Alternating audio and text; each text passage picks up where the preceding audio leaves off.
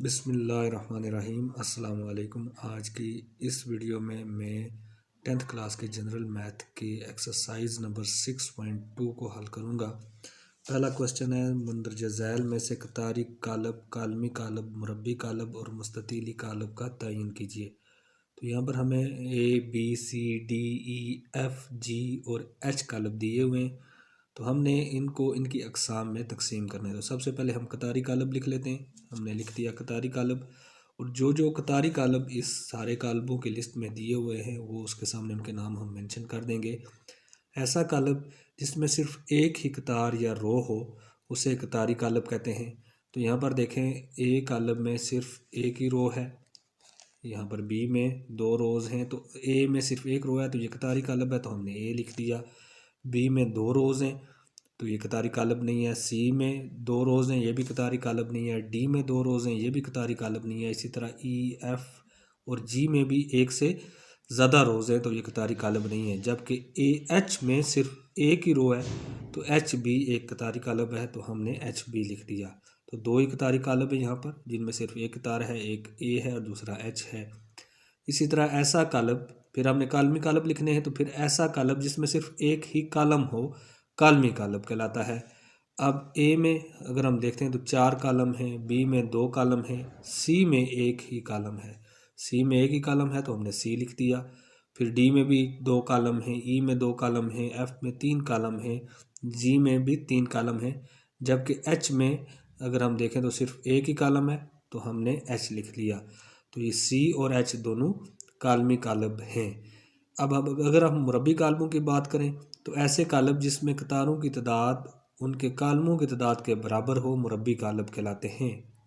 यहाँ पर देखें, अब ए में एक कतार है जबकि 4 कालम हैं, तो ये तादाद बराबर नहीं है तो ये मुरब्बी कालब नहीं है। जबकि बी में 2 ही कतारें हैं, 2 ही कालम हैं, तो ये एक मुरब्बी कालब है क्योंकि इसमें कतारों की तादाद कालमों की तादाद के बराबर है, तो हमने बी लिख दिया।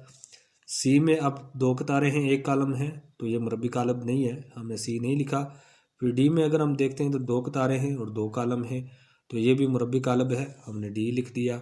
इसी तरह हम देखते हैं ई में भी 2 कतारें 2 कालम हैं, तो ये भी मुरब्बी कालब है, हमने ई लिख दिया। फिर एफ में 3 कतारें हैं और 3 कालम हैं, तो ऐसा कालब, इसमें भी देखें तो ये एक ऐसा कालब है जिसमें कतारों की तादाद कालमों की तादाद के बराबर है, तो हमने एफ बी लिख दिया। फिर देखें जी में अब कतारें 2 हैं जबकि कालम 3 हैं, तो यहाँ पर भी तादाद बराबर नहीं है, तो जी जो है मुरब्बी कालब नहीं है। जबकि एच में एक ही कतार है और एक ही कालम है, तो ये एक मुरब्बी कालब है, यहाँ पर हमने एच लिख दिया। आखिर में हमने मुस्ततीली कालब जो है उनका तयन करना है, तो हमने लिख दिया मुस्ततीली कालब। अब मुस्ततीली कालब ऐसा होता है जिसमें कतारों की तादाद कालमों की तादाद के बराबर नहीं होती, यानी मुरब्बी कालब के उल्ट होता है। तो यहाँ पर देखें, ए में हम पहले देख चुके हैं कतारों की तादाद कालमों की तादाद के बराबर नहीं है क्योंकि एक कतार है और 4 कालम है, तो हमने ए लिख दिया। फिर सी में 2 कतारें हैं और 1 कालम है, यहाँ पर भी तादाद बराबर नहीं है, तो हमने सी लिख दिया। और जी में अगर हम देखें तो 2 कतारें हैं और 3 कालम है, तो यहाँ पर भी तादाद बराबर नहीं है, तो ये हमने जी लिख दिया। तो ये इस क्वेश्चन का जवाब हो गया। फिर दूसरा क्वेश्चन है, वतरी कालब, स्केलर कालब, ज़रबी ज़ातक कालब का तयन करें। और यहाँ पर भी ABCDEF और जी कालब दिए हुए हैं।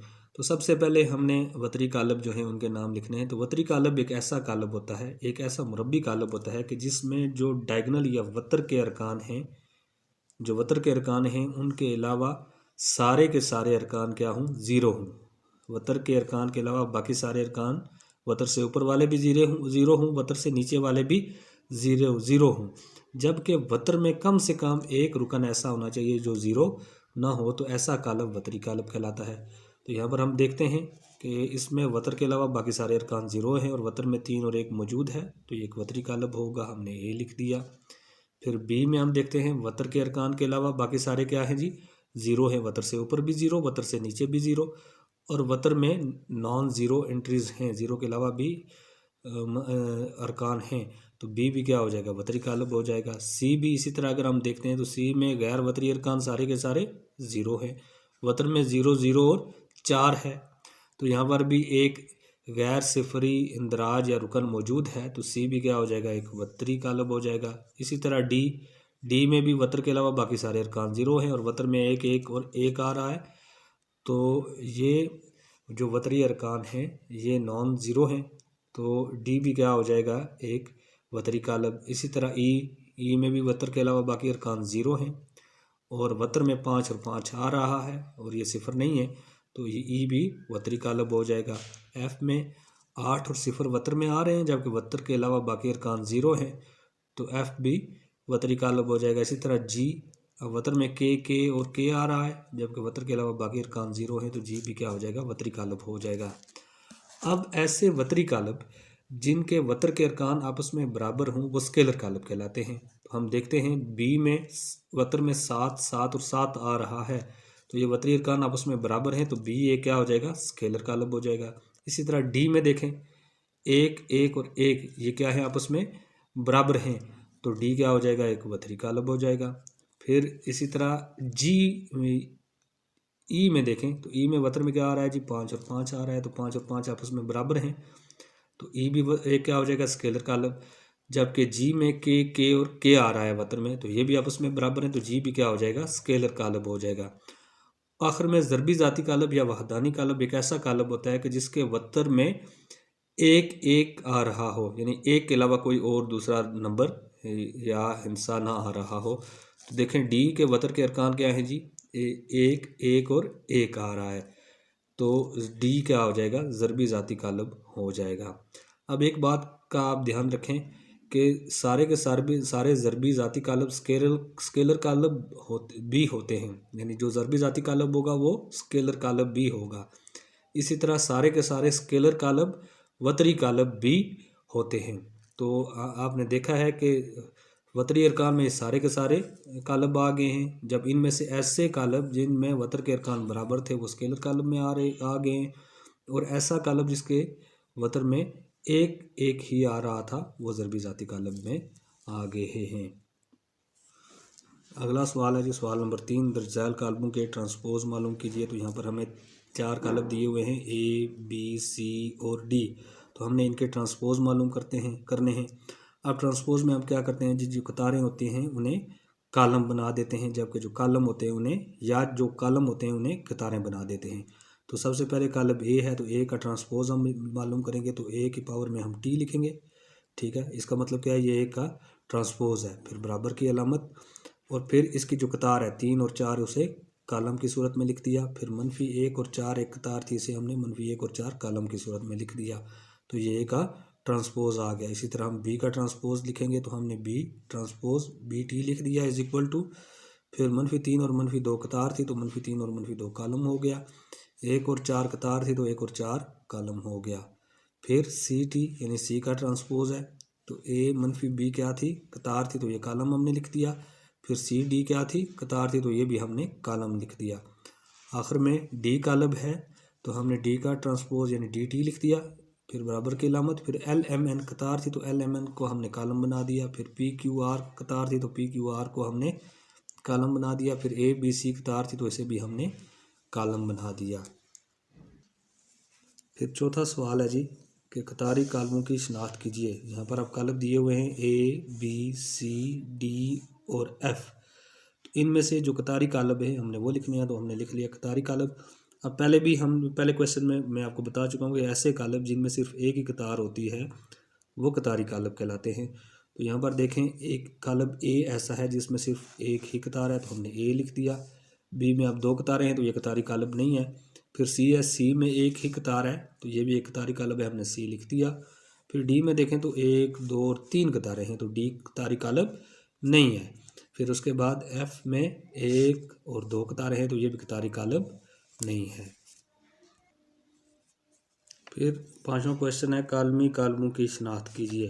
तो अब जो कालब दिए हुए हैं हमें A B C D E और एफ़, तो इसमें से हमने कालमी कालब बताने हैं। तो पहले मैं आपको बता चुका हूँ कि कालमी कालब ऐसे कालब होते हैं जिनमें सिर्फ एक ही कालम होता है। तो यहाँ पर देखें तो एक ऐसा कालब है जिसमें सिर्फ एक ही कालम है, तो हमने ए लिख दिया। फिर बी में 1 और 2 कालम है, तो ये कालमी कालब नहीं होगा। सी में एक ही कालम है, तो सी भी एक कालमी कालब हो जाएगा। डी में 1 2 और 3 कालम है, तो ये कालमी कालब नहीं होगा।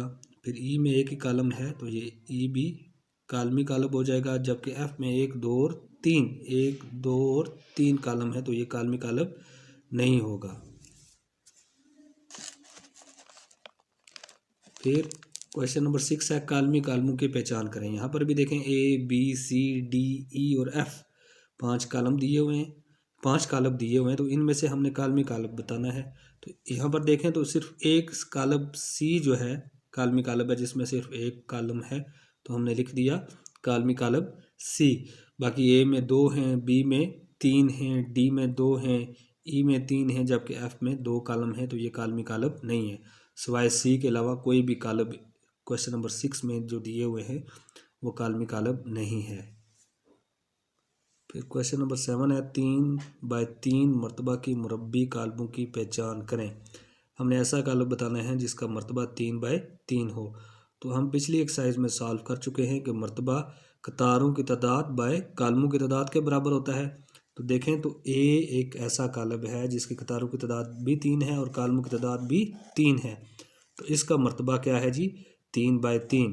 तो ए कालब एक ऐसा कालब है जिसका मरतबा 3/3 है, जबकि बी अगर हम देखते हैं तो इसका मरतबा क्या होगा जी 3 कतारें हैं तो 3, फिर कालम 1 है तो 3/1 होगा, तो ये बी इसमें नहीं आएगा।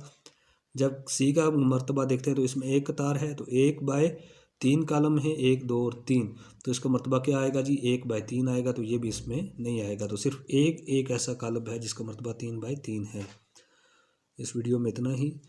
आपसे गुजारिश है कि हमारी इस वीडियो को लाइक शेयर और हमारे चैनल को सब्सक्राइब करें और दुआ में हमें याद रखिएगा।